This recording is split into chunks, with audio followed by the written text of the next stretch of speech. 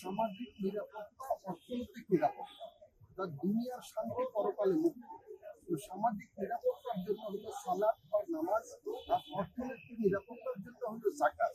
তো হাদিস শরীফে যে ইসলামের মূল 5টি ভিত্তি বলা হয়েছে, যেখানে ইমানের পরেই বলা হয়েছে নামাজ, যাকাত এবং হজ, রোজা।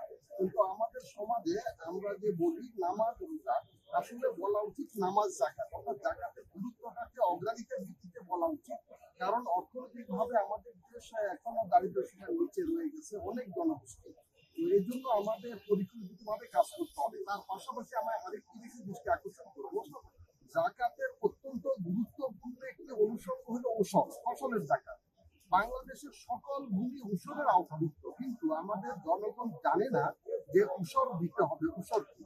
সুতরাং আমি সকল ইমাম, খতিব, আলেম ওলামাদের কাছে সনির্বন্ধ অনুরোধ করব যে আমরা যাকাতের আলোচনায় পাশাপাশি ঔষধ বিষয় যেন আলোচনা করি। যাকাতের জন্য নেশাব পরিমাণ সম্পদ থাকা শর্ত, হাওলাতে হাওলা, বছর অতিক্রম প্রভাব শর্ত, কিন্তু ঔষধের জন্য কোনো শর্ত নাই।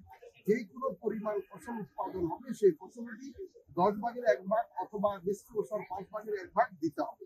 সুতরাং এই আমাদের দারিদ্র বিমোচনে যদি আমরা আসলেই প্রকৃত অর্থে ভূমিকা রাখতে চাই, যদি সামাজিক নিরাপত্তা বলয় তৈরি করতে চাই, তাহলে আমরা যাকাত কার্যকর করতে হবে এবং যাকাতের গুরুত্বপূর্ণ একটি অংশ হলো ঔষধ, সেটি বাস্তবায়ন করতে হবে। ধন্যবাদ আপনাকে। ওয়ালাইকুম আসসালাম ওয়া রাহমাতুল্লাহি ওয়া বারাকাতুহু।